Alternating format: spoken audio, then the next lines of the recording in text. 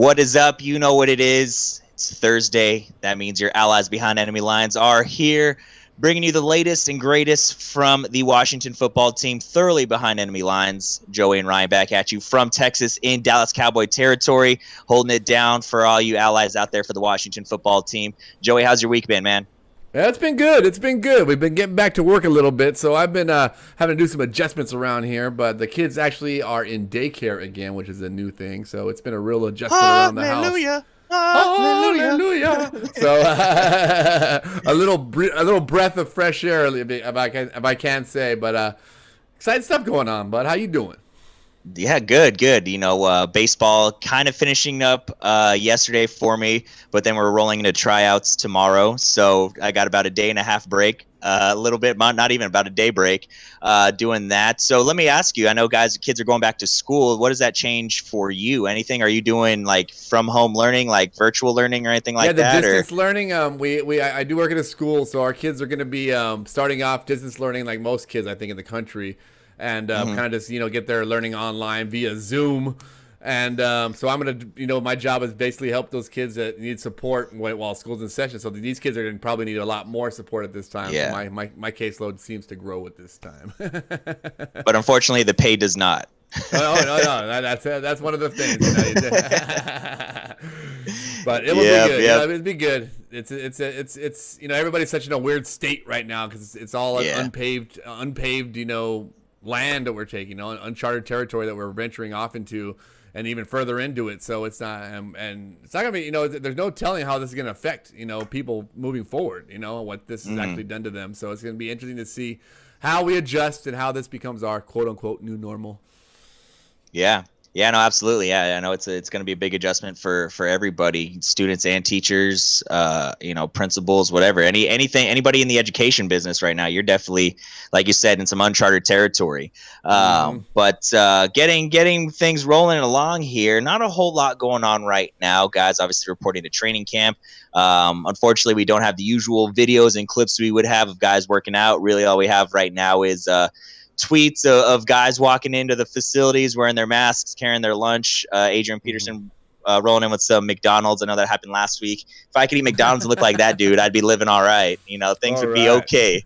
But I wonder what he had in that bag. Was it Big Macs? What's your guesses? What did AP have in there? I'm assuming so. It was the morning time. He had a little orange juice action going too. So I think AP is definitely like a hot cakes and sausage guy. That's what I'm going with. And maybe sausage. So a sausage McMuffin or a sausage biscuit. Either a biscuit or a muffin guy.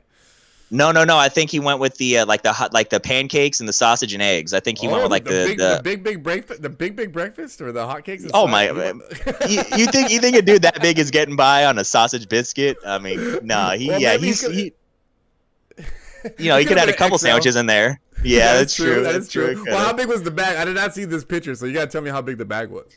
It was there was definitely either a big item or a couple items in there. It wasn't just like one of them small bags. Like there was some girth to it. You know what I mean? There was some girth. So it had a couple sandwiches in there. A couple, yeah.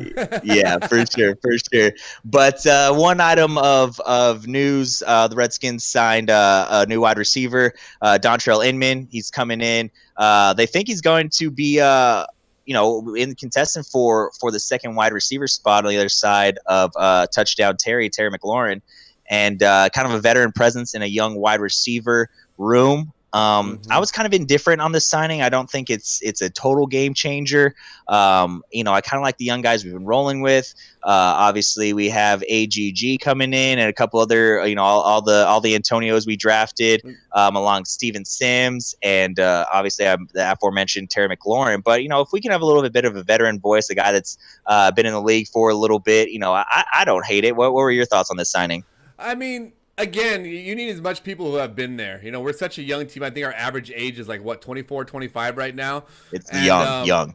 Young, and especially on the offensive side of the ball, besides Adrian Peterson, you're talking about a lot of young guys, a lot of young people you're expect to make plays. So someone that's going to give them more than guidance and an example of work ethic. his, if it'll be anything, and that's the least I expect for him. So anything above that is a bonus, I think, in our opinion. If he produces on the field, picks up third downs, goes out there and really contributes, that's all a bonus. So I'm assuming, I didn't see the numbers on the deal. I don't even know if those have been released. We didn't break the bank for no Dontrelle Inman. So, but I think that it's good to have as many people there that can help guide these young guys into the winning mentality. Yeah, absolutely. Yeah, he's an undrafted guy. He came in the league in 2011, and he's still sticking around. He's kind of been a bit of a journeyman. He came into the league with the Jaguars in 2011. He went to the Canadian League for a little bit with the Toronto Argonauts, and then he was with the Chargers, both the San Diego and Los Angeles, from 2014 to 2017. Then he's bounced around since then. He's gone Bears, Colts, Patriots, back to the Chargers, and then the Colts. The Patriots, Chargers, and Colts all in 2019. So again, not a big game changer, a journeyman, but obviously a guy that has great work ethic, a guy that can get it done at this level because he's been in the league. If you're an undrafted guy and you're going into your 9th season, obviously you're doing something right. So, like I said, maybe there's something to be learned from him from there. On that side, awesome. But when it comes to game time and on the field stuff, I don't know how much of a game changer he's actually going to be. But hey, I mean, if anybody knows that a team needs depth, it's this team. You know what I mean? Because it seems like every year we get banged up, we lose a guy here and there, and it's always been next guy up. And fortunately, for the most part, guys have been able to step up and play. It's not like we've had a huge drop off. Now that might say maybe the guys that got injured weren't the most talented in the world to begin with, but either way, you know what I mean? We have a very talented wide receiver room right now with all these young cats. And like I said, it's just another body, somebody, because you never know, obviously with the Rona going around, what things might, how things might happen, especially the NFL not going to the bubble system. Like some of these other leagues have. We've seen them in the MLB how one positive test can kind of bring things down real quick. You want as many bodies and reliable hands as you can get at these times. Exactly. I mean, if he might against all pro corners, he might not. He's like you said to start that with. He's been in the season. He's been in the NFL for 9, or been in professional football for 9 years for a reason. A lot of guys that with not good work ethic, if you're not a good teammate, he would not have made it that long. Secondly, against all pro corners or all pro defenses, he might not produce a lot. But again, if that defense gets hit with the Rona and he's out there, he could be a superstar. So you never know. Yeah, you never know what situation is going to be in. And to tell you the truth, I've noticed the name is more. I don't recall him ever making any huge plays in recent memory. But the only memories I have of Inman is always like on the waiver wires or in the the fantasy league. Yeah, and you're like, man, if he just like a couple catches, give me a touchdown, he could probably do something. Yeah, he's projected at like 2 or 3. He's always projected way down there. He's like maybe, and the scouting reports on him. He's all, well, due to injuries to Keenan Allen or whatever, he might see an increase in production. And I never took the chance on him. So I'm glad the Redskins or the Washington football team has taken a chance on him. And who knows? Like you said, who knows what goes on or what's going to happen. For sure. We could always, and Ron Rivera's, even though he's more of a defensive guy, his I guess I don't know if you want to call it his system, but he always has kind of these underappreciated wide receivers that can, get the job done for the most part. We saw that quite a bit in Carolina. Cam Newton really never had a big name wide receiver, a big wide receiver there for a long time, and still had some good production. So maybe we can find a nice little niche for him and see what we can do from there. So like I said, not a big breaking news, not a big whatever signing, but it's another body in there for sure. And like I said, it's a veteran voice, veteran presence in that young locker room, and we can definitely take some of that. Another veteran voice that's going into this season on the last year of his contract, our all-pro guard Brandon Scherff, who I'm a big fan of. I know you are as well. And he recently in a press conference said that he wants to retire a player of the Washington football team, whatever that may be, going forward. But he says he wants to retire and finish his career here, which is something that I think all fans of the Washington football team wanted to hear, because it was a little, kind of, is he going to be able to get re-signed? Is he not going into this year, playing on the last year of his contract? He might actually be playing under the franchise tag. I'll have to double check that here while you give. He is. I think he did. Is he on the franchise tag? And they have not reached a deal yet. I'm pretty positive they have not. They didn't reach a deal by the deadline. Yeah. Yeah, I know they haven't reached a deal yet, but the fact that he has said that he wants to finish his career here, a lot of stuff like that you got to take with a grain of salt, but it's still, heading in a positive direction for the Washington football team fans.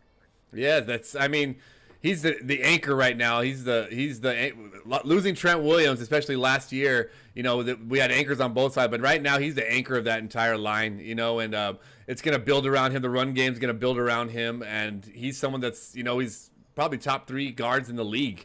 So we definitely got to keep he's him. Definitely there. Yeah, we got to definitely keep that guy to build that foundation and make sure that, first of all, that people block for our running and that Dwayne Haskins gets protected. So. Got to keep the sheriff around, or we're gonna, or Ruckus is gonna run on the town. Yeah, exactly right. No, absolutely. That's definitely a guy we want to keep around. Like you said, the anchor of the offense. Took the words right out of my mouth. Of the offensive line, and again, a veteran presence, a guy that's been in the league for a while and has done it at a high level. Since he came in the league, he's been a big piece and a big part of this offensive line. With all the rotating parts we've had in and out, he's kind of been the one solid guy in there. And so it's good to see that his intentions are good. Like you said, a lot of this stuff you have to take with a grain of salt and just hope that the guy is speaking the truth and actually has every intention of retiring in Washington. But a little bit more of exciting news there, to be seen, I guess, to be determined once this season's up. And once the season finishes up and he plays out on the franchise tag. Yeah, I think the performance this year and how the vibe, I think he's gonna, I'm sure he saying that he really believes and he's gonna give it a chance, this Rivera regime. And I think that how it is and how the culture changes throughout this year is really gonna be the deciding factor on if that that prophecy becomes true and he does sign that big contract and retire on the Washington football team. Yeah, I think that's a great point you just made. Having Rivera come in and a guy, like we said, a couple weeks ago, that finally feels like a leader and finally feels like an adult in the room. That could be a huge changing point or just a holding point there for Brandon Scherff to want to stay here. If things were kind of going in the same direction as they had his whole career here so far, a short career, 5-6 years, whatever it may be, he'd have every reason to want to beat feet and leave town. But if he sees a little bit of the changing of the guard and sees the culture change and the direction of this organization heading in a positive direction, I think maybe that's all he needed to see is just, maybe just a little glimmer of hope, because, those offensive linemen are getting beat up week in and week out, and if you're losing every week, it's just not worth it. You might as well, especially when you're getting it done at the level that he is, you're going to want to go find somewhere that you can do both, play at a high level and have some success as a team and win. And I'm thinking, hopefully, the point you made there with Ron Rivera and this new regime taking over, that might have been a holding point for him. Like, all right, maybe I'll stay around and check things out a little bit. You know what I mean?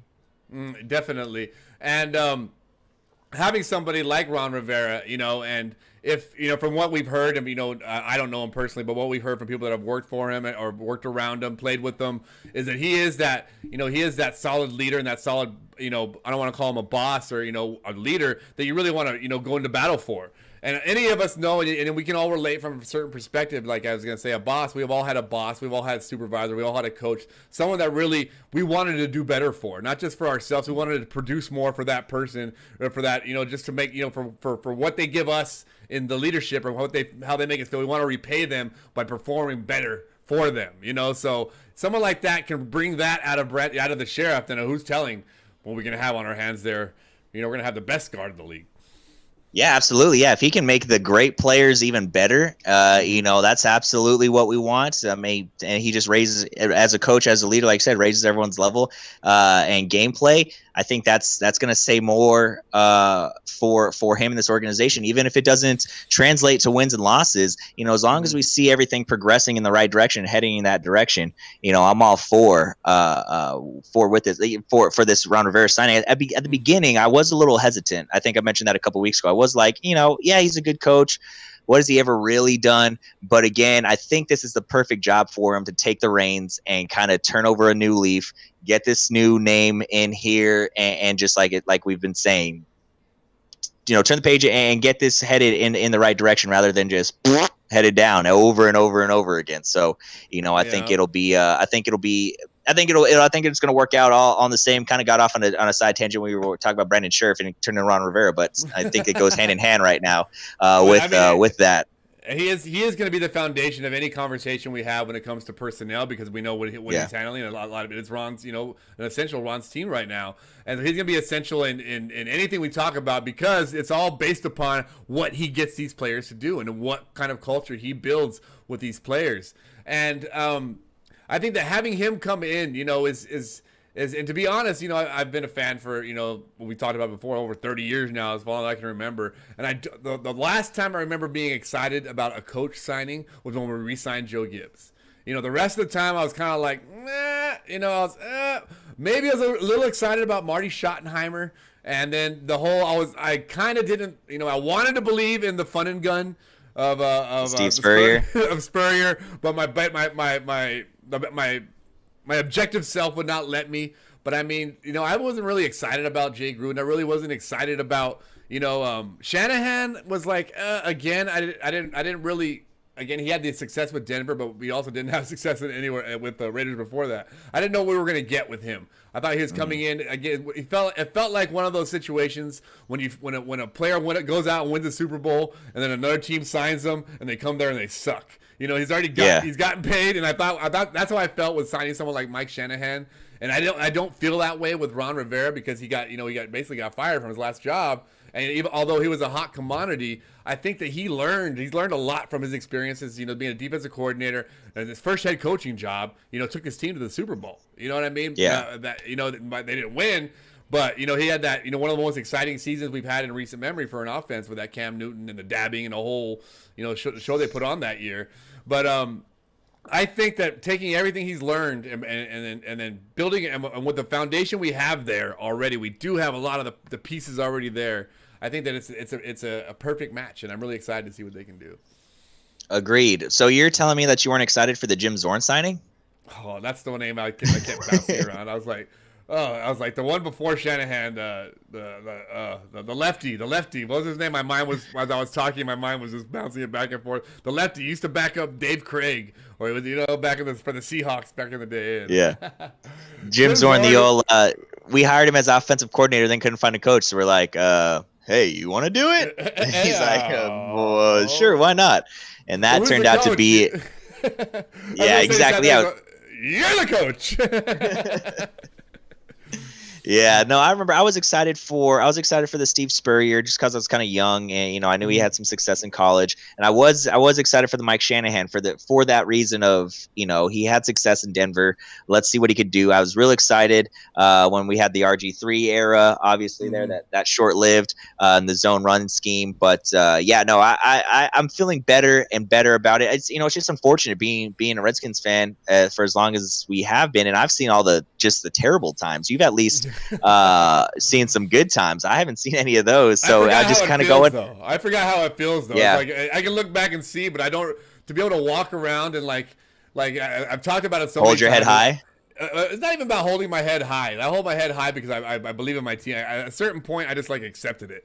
But it's like I forgot how it feels to walk around or even think that it's like I'm scared before every game. You know what I mean? It's like it's not I'm terrified, but you know what I mean? Like I'm worried about every game. And back then, I could remember that being different. Like I thought we were going to win every game. You know what I mean? I was like, oh, we lost because we won a lot more than we lost. It was just a totally different time.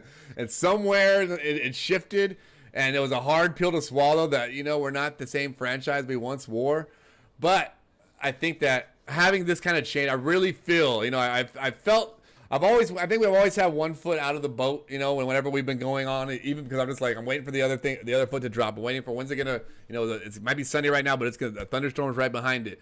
But Mm-hmm. I really feel that we have a good foundation right now. I really do. We have, because before when we had pieces, it feels like there was always like, oh, we're missing this on defense. We got age on defense, or we got this over here. I really feel like all the pieces we have right now are really good pieces. I mean, we can keep Jack Del Rio off of Twitter, and we'll be fine.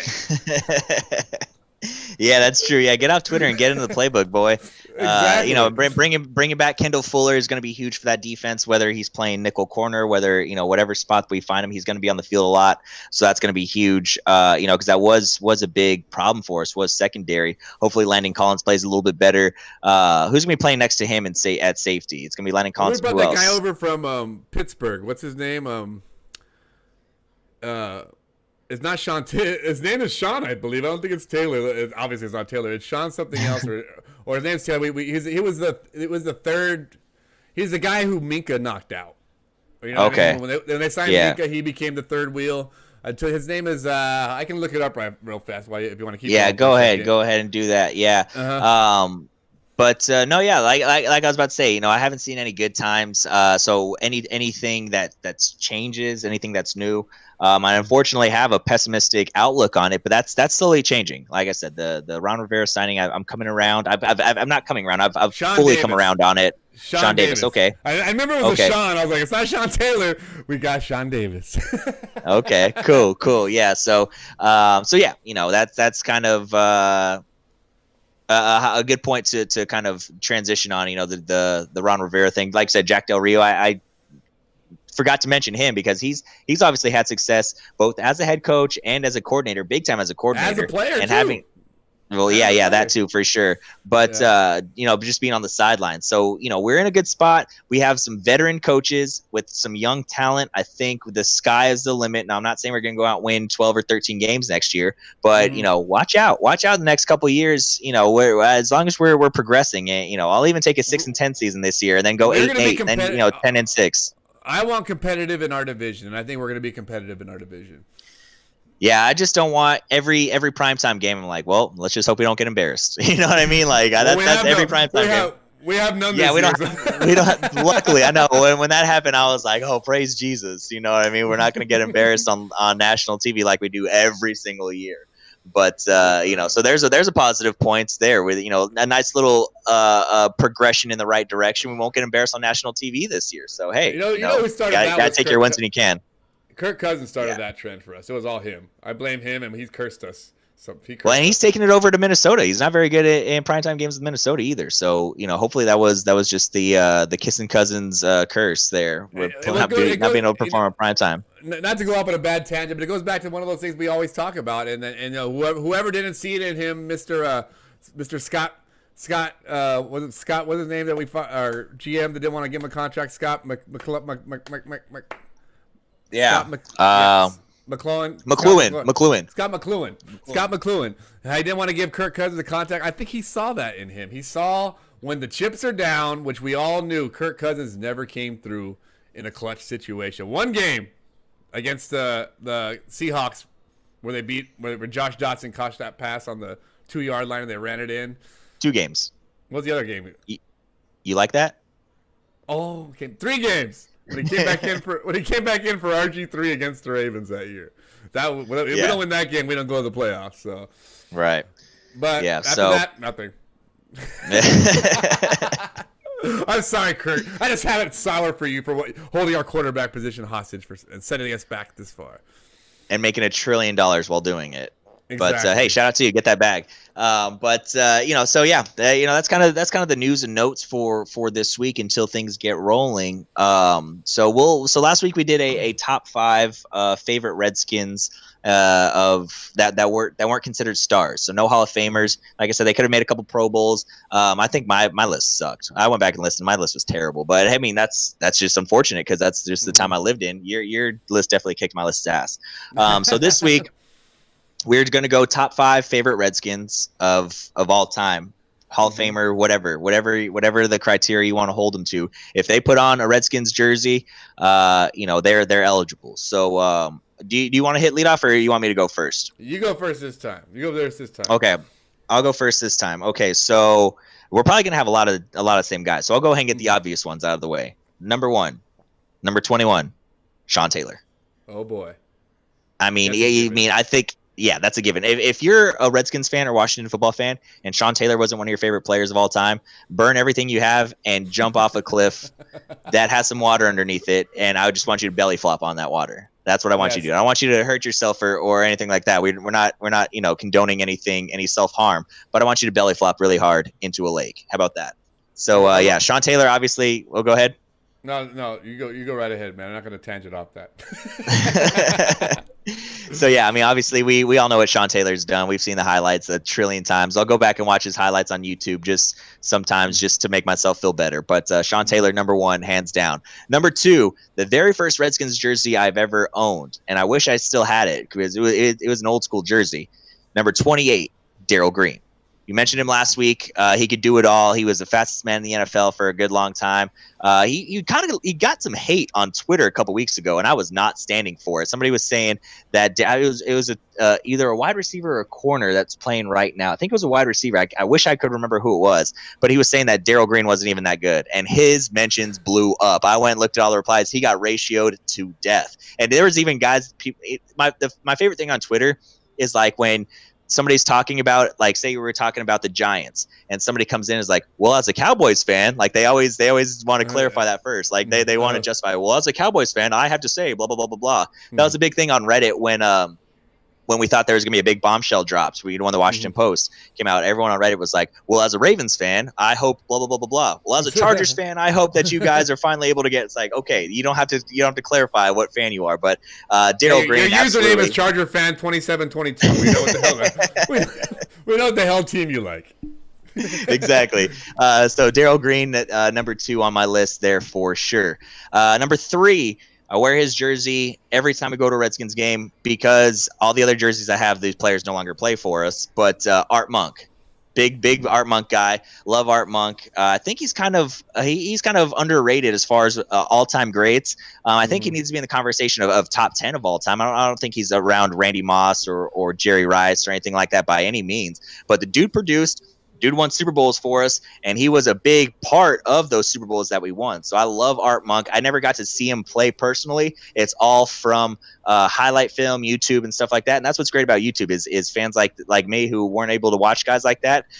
We can go back and see some of his tapes and see some of the stuff that he did. And he was one of those guys that like got the job done. You know what I mean? Like he doesn't have a ton of spectacular plays. He was just day in and day out, just a grinder and just got the job done. Simple as that. You know what I mean? So Art Monk, number 3 on my list of top 5 favorite Redskins of all time. You said, one of the things you say about him being one of the greatest at the time, he had held the record for the person, in the NFL history. I think it's been passed by other people by now, but of consecutive games with a reception, in a row. Shows his consistency. He had that record going, I think, until he retired, and then I think somebody ended up, passing him as they progressed, but. That's one of the first receivers I remember is Art Monk and Charlie Brown. Just because of their names. Charlie Brown and then Monk, right. Like a monk. So yeah. Awesome. So number 4 here, might catch some flack for this. Guy still playing in the NFL right now. Short-lived career with the Redskins. We mentioned him earlier. RG3. I mean, I loved RG3. I loved him. The guy got in his own way. For sure. He let his mind overtake his heart. He wanted to be a pocket passer, which I think he could have been a pocket passer. But when you are as deadly as you are with your legs, I mean, why not use them? That's like, I got 2 arms. Let me tie one behind my back and use my right hand when I'm left-handed. No, bro, use those legs. I mean, I understand not wanting to run the ball, 200 times a year or whatever it is, running the read option. That's fine. But I mean, it's still a dynamic weapon. Imagine Lamar Jackson saying, you know what, Harbaugh, I'm just going to drop back and throw the ball 35 times. No, he'd look at him and say, boy, you're crazy. Get back there, run that read option, and, make the plays with your legs. Exactly. Maybe if he would have learned how to slide, he would be, a little healthier. If he didn't try to do that old fake going out of bounds and cut back up the middle, which guys' safety started learning that he was doing that, so they absolutely lay the wood on him. He probably could have stuck around a little bit longer, but RG3, like I said, the excitement that I felt in the RG3 era, I haven't ever felt like that as a Redskin fan. So I got to put him in there just for that reason of just the pure the electrifying plays. I mean, we were there in Washington when we beat the Cowboys to win the division. Is the RG3 game, so he's going to be in there on my top 5 list. He's awesome, but RG3 was, like I said, we were all stuck in that fever. As a Redskin fan, like you said, it was a new feeling. We got back to the point where it was like, we're going to win these games. We're going to win games, you know? Yeah, absolutely. The future looks so bright. You know, the future looks so bright. That was the best part. Is like it was his rookie year. It wasn't the 12th year of his career. You know, it wasn't like most of our Super Bowls were on the tail end of someone's career, and you know now when they're just getting started. So it felt like something was being built. Right. And the funny thing is, I mean, it started off slow. You know, we were 3-6, and when 7 straight or whatever it was to or let's see, was it 6 straight, whatever it was to get into the playoffs. 7 straight. Yeah. So it was great. And number 5, this probably might be a bit of a head scratcher as well, but Chris Cooley. I love Chris Cooley. Chris Cooley is fantastic.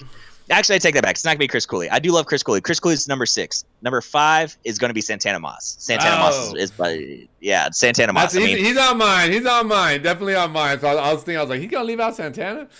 Yeah, no. As soon as I said Chris Cooley, I was like, wait, no. Santana Moss is in there for sure. I remember when we made the trade for Santana Moss with the Jets. And we got John Hall, the kicker, as well, with the goofy helmet. His helmet came like up here. But I remember when we got Santana Moss, I was juiced because I remember him playing with the Jets. He was just electrifying, and that's exactly what he was for us. He was a grinder, never the biggest dude on the field, not even close. But he's going to go up, he's going to make a catch, he's going to run right by you, and then guess what? He's going to he's going to run his mouth and chew your ass right after he does it because he knows he just did it, and he's going to do it again. He'll probably do it again after that. You know what I mean? And so he was an absolute grinder. He'd go across the middle. He'd take big hits, pop right back up, tell you he got the first down, line up, and then run right by your ass again. So Santana Moss is absolutely on my top 5 list of all time. Obviously, he's a part of one of the best moments in Redskins history and recent memory of all time as well, one that you saw in person.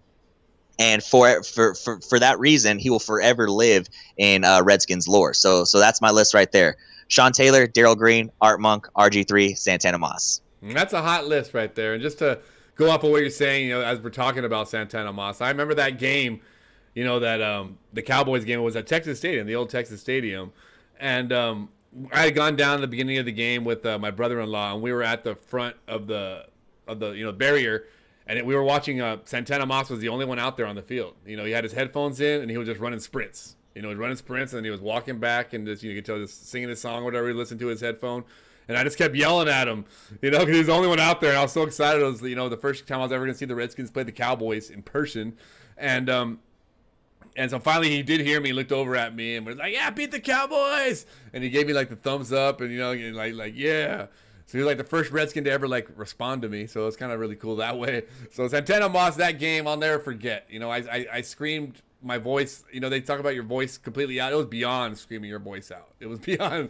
I had never been so excited, I think, in a moment in my entire life. I mean, I thought I was gonna have a heart attack or something. It was literally like I was gonna pop. When you get excited, it's like a rush of of energy. It was like such a rush of energy that because I was on the second, obviously on the first touchdown pass he caught, it was kind of it was late in the game, garbage time touchdown. That's how he thought. There was only 3 minutes left in the game. We hadn't done much up until that point, and then we did end up stopping him. No timeouts left, getting the ball back, and we're on our own 20. And I thought, well, who knows, maybe. I think it was the first or second play, I'm behind it. I'm in the end zone behind this, so I'm watching it go. It's going away from me, and I see him just throw it up, and just kind of throwing it deep. And I'm so far away, I can't see what's happening. The only way I knew is I saw the Redskins sidelines lose it. And I was like, oh my God, he caught it! And then and that's when I lost it, and the whole stadium dead silent. Because a lot of the Redskin fans at that point had already left. In fact, there were some Redskin fans sitting in front of us that were like, they'd been drinking. They're like, we're going to the strip bar. We're out of here. Come on. They're trying to lure me and my brother-in-law away with them to go, drink our problems away. And I was like, nah, it's my first time I'm going to see them. I'm going to be here all the way to the end.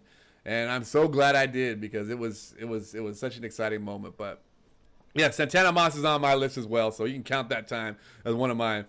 So before you get to your list, one thing I want the fans to know, our other allies to know, is that when games start getting crazy and we start getting excited, Joey has no problem turning to his right and just absolutely bear hugging whoever that is, whether he knows them or not. He's done that a few times. Yes, there's pictures of me hugging strangers. I'm sure you have a story you're thinking of. Yeah, there's so when we talked about when we were in Dallas, or excuse me, in Washington for the 2012 Week 17 win and get in game. There was this white dude, Slim Shady. You know, he was kind of a gangster looking dude, tatted up, the whole nine. And he's talking, you know, whenever we go, we make friends with people all around us, whether we're trash talking or it's Redskins fans. We always have a good time. We always keep it friendly.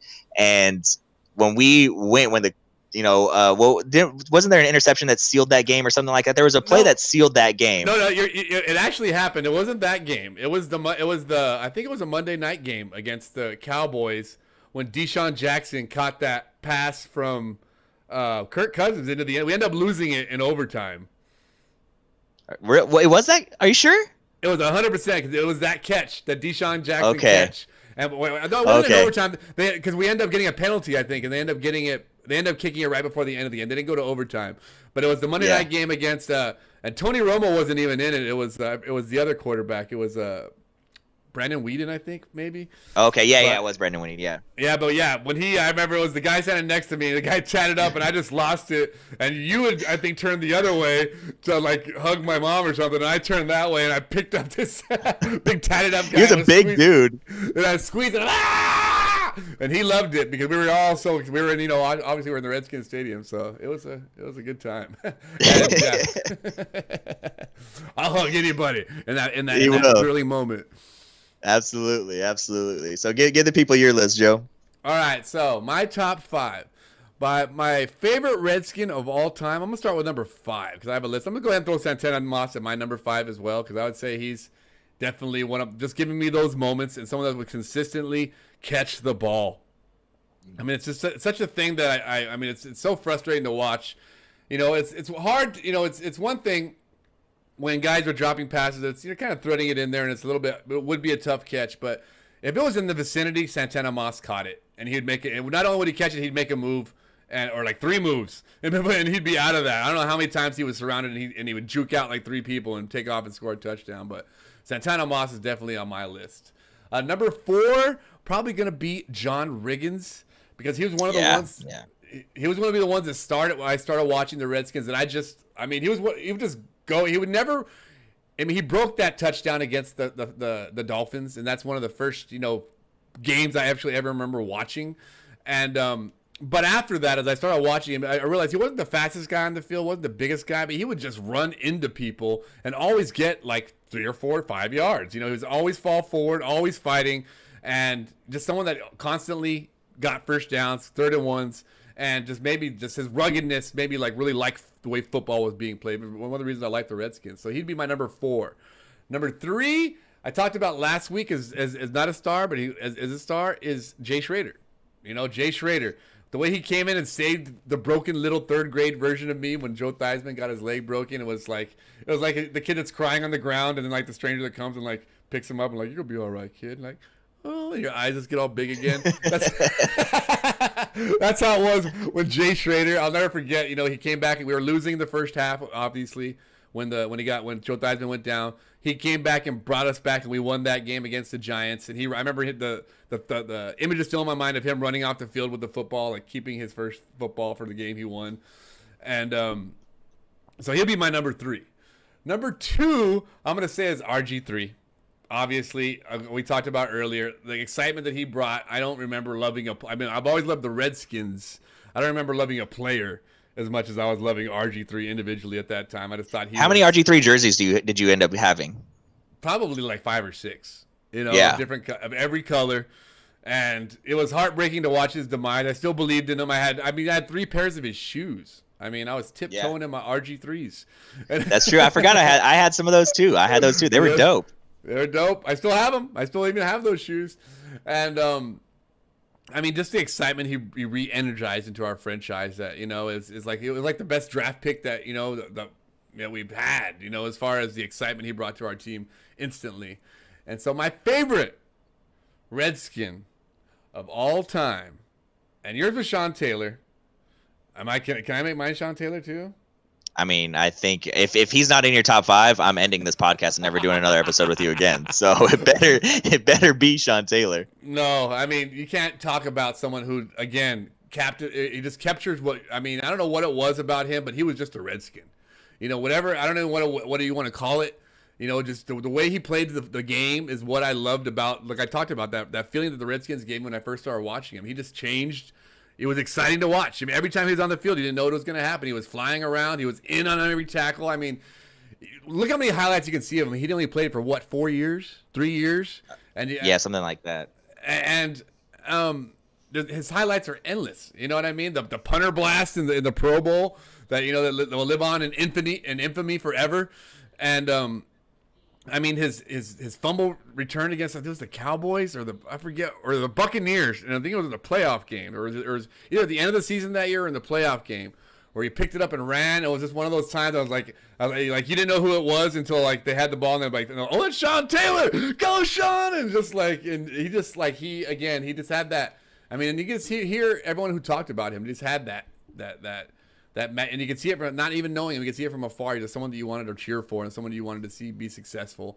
And and again, I think it goes hand in hand with how he was taken away from us. You know, it's like it goes back to the saying. It goes back to the saying of we hear it in, what was it, the Batman movie, where you either live long enough to become the villain or you die a hero. And he died. Yeah. He died. He passed away in the height of of being a hero to so many people. We didn't see the fall of Sean Taylor. We didn't see the 30 for 30 on Sean Tayller blowing all his money or anything like that. Just saying, we saw Sean Taylor, and who knows what he could have done for this franchise and continue. He probably would have been retired by now. Obviously, if he played for 20 something years. Well, it won't be 20 years now. It'd be like 17 years. But no telling what the direction of our franchise would be right now if someone like that would have just solidified our defense. I mean, that's like an Ed Reed. That's like a Troy Polamalu. That's the type of a safety or people you can throw, Ronnie Lott, that just defines a team for so long, the defense that they're on. You know what I mean? Like that's someone that who knows? We'll never know. But it's just what he brought in the short amount of time and how he made the rest of us feel, like I said, in his passing and the legacy he left behind. I think obviously it has to be Sean Taylor, and that's a long. Yeah, I got to be honest. When you first started that, I thought you were saying that he wasn't going to be your number one. I thought you were saying like he was just a Redskin. Like I thought you were saying it like that. And I was shocked. I don't know if you saw my face. I thought that's what you were saying. It's like, yeah, I mean, he was just a Redskin. Like he was on our team, and then that you're going to like transition to somebody else. So yeah, I had a heart attack for a second there, thinking that you were going to go somewhere else with that. But I'm glad you did pick him. And the respect he has throughout the league. I mean, just any player, you'll never hear anyone talk bad about Sean Taylor, ever. And part of it, obviously, like I said before, he passed in the height of his heroism and his goodness in an athletic world or whatever. Took care of his family, took care of a lot of people, and but he's just one of those players that lives on in infamy. He's just everyone's always going to respect him like that.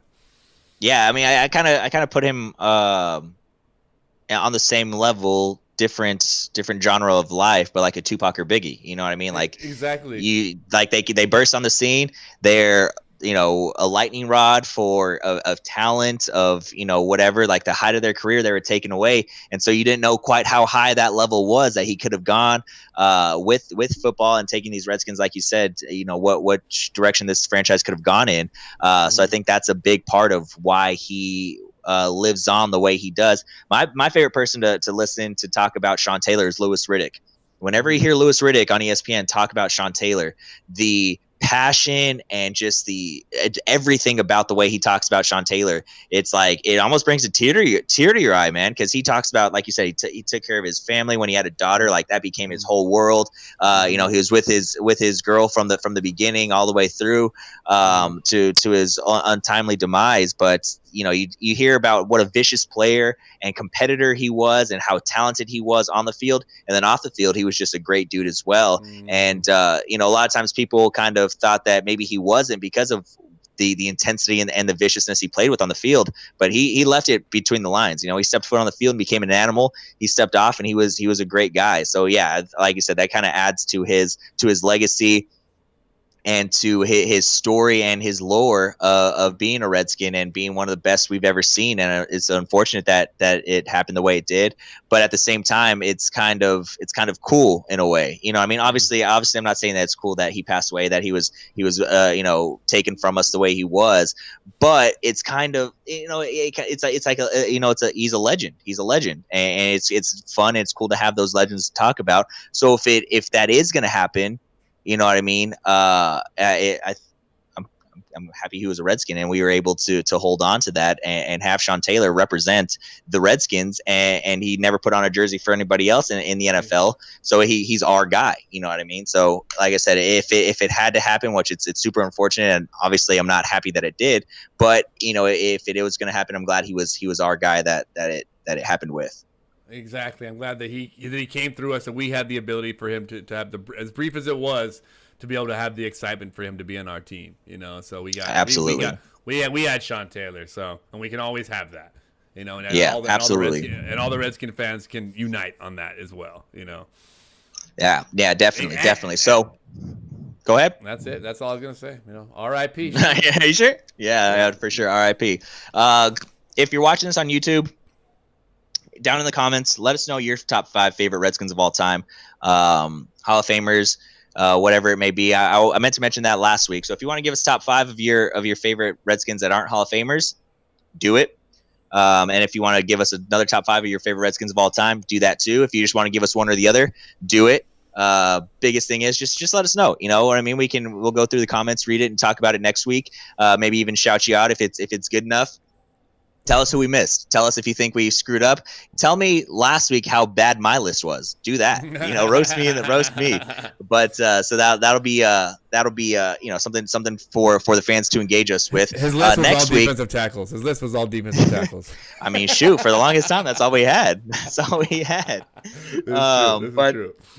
But for next week, I want to change it up a little bit, and we're gonna do our top 5 least favorite Redskins of all time.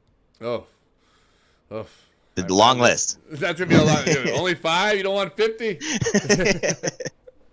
So I think that'll be. I think that'll be fun. We probably will have a couple duplicates on that list as well. But always fun when there's nothing to do. You know, just throw a couple lists out there and see what happens. It's good. It's fun for engagement for the fans too. For any of our fellow allies out there that may be listening and tuning in and watching.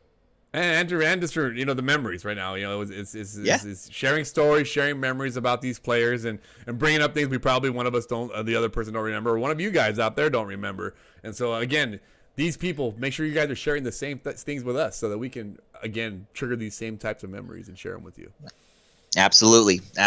Well, I think that'll do it. I don't know. You got anything else that you wanted to mention or wrap up with?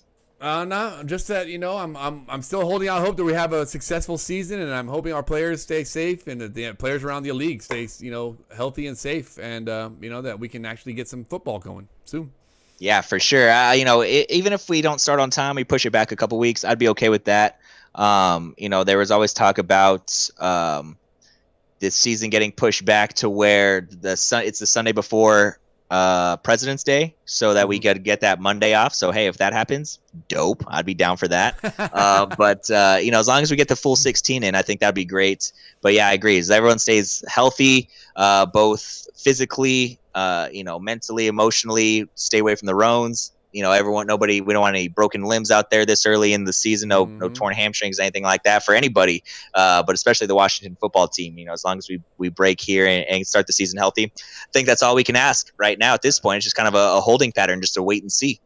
And this might open a whole can. I'm sorry that I say I waited so long to talk about it, but that just reminded me, we talk about breaking and, you know, injuries and broken bones. It makes me think about Alex Smith, and I'm not sure. Oh yeah. I mean, definitely. He's had great progress, is what I'm hearing, and that he's had no setbacks, and he is, they say, medically cleared from doctors, like a worldly doctor says he's healthy enough and physically able enough to play the game of football. So he's got that. He hasn't passed like the teams. He's not approved through our team doctor yet, But I guess he's worked out multiple days in a row and has had 0 setbacks and has done everything. That's awesome. So Alex Smith, what a story! What a story! Yeah, you know, we're gonna continue to watch this. I hope they continue to give stories on this and let us know how it's, because it seems like he did every day last week.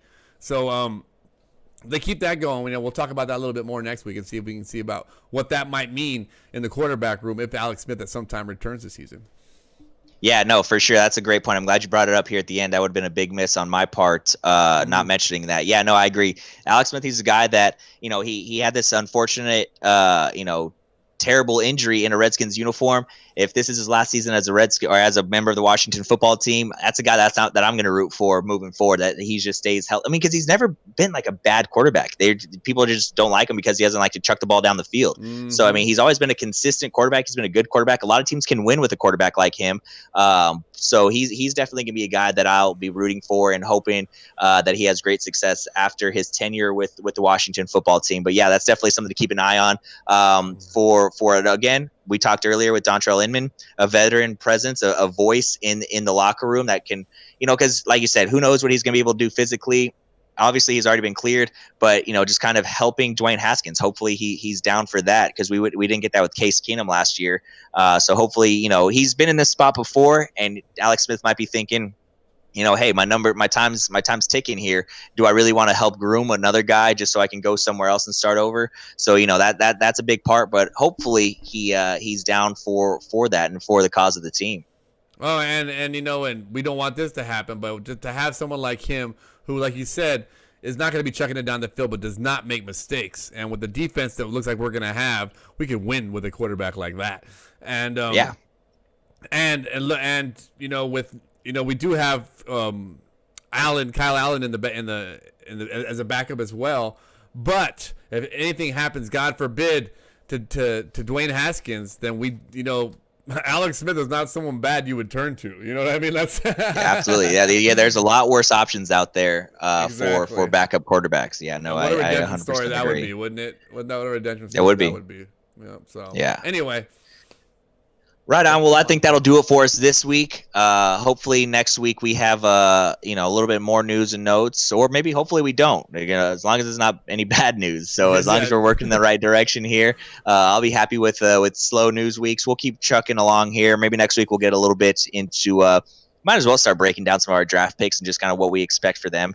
You know what I mean? As we're heading into training camp and full-fledged workouts and things like that. So maybe that'll be something we yeah, like some projected starters, maybe stuff like that, or you know, absolutely.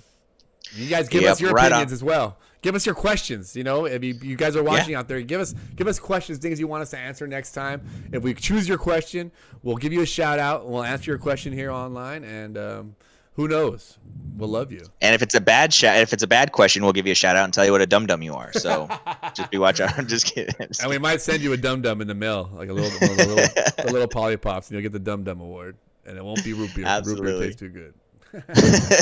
Oh, that's a hot take. Root beer? Yes. Root beer dum-dums. Look them up. All right. I don't know about that. But anyway, that'll do it for this week of your Allies Behind Enemy Lines. Ryan, Joey holding it down for you, thoroughly behind enemy lines in Cowboys territory, keeping you up to date with all the news and notes of the Redskins. There it is, the Washington Football Team Cup, the Washington Football Coffee Cup. So that'll do it for us for this week. Y'all have a good week, and we'll catch y'all next Thursday.